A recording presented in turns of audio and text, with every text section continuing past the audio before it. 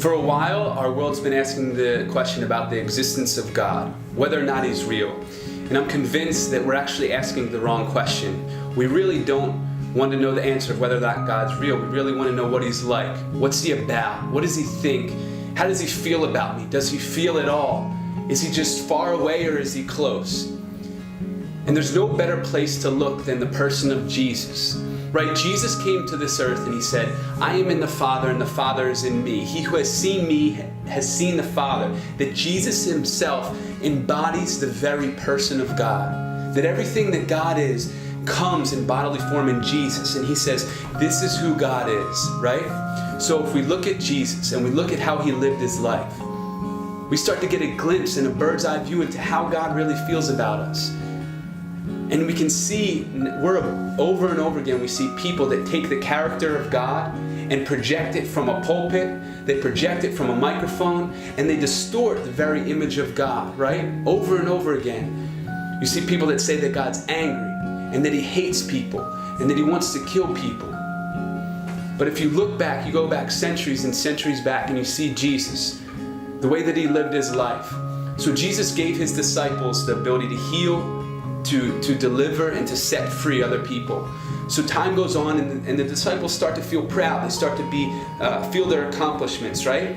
And they start to walk through this town where Jesus was rejected. And the disciples see that Jesus is rejected, and they say, hey, Jesus, given that power that you've given us, and I'm paraphrasing here, given that power that you've given us, do you want us to rain fire down on the city because they rejected you?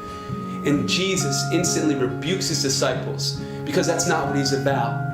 That's not in His DNA. That's not in Jesus' cards. He's not in the business of just beating down people like that. And I think that the reason that a lot of people reject the existence of God is because, we have this thought in our mind, maybe because of different experiences or different people we've spoken to in the past, that God is just waiting in heaven for a reason to beat us down, that He has a club in His hand and He's just ready to punish us. You see Jesus embracing a prostitute in the dirt. When everybody else wanted to kill her, they looked at her and said, this is who we identify you as. What you've done, you have no part in this city anymore.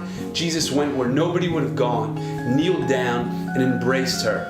Over and over and over again, you see Jesus embracing people, loving people, hugging people, crying with people. It says Jesus wept, that His heart is so much to embrace people.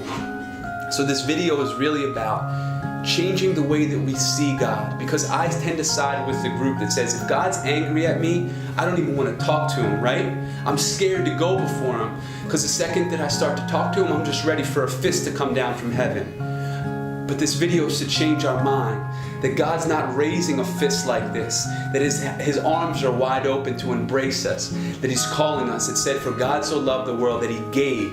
He gave. God likes to give. He is the giver of every good and perfect gift. And my prayer for us as we watch this video, as we embrace these truths from the Word of God, that we would receive the embrace, the loving embrace of a loving God in heaven.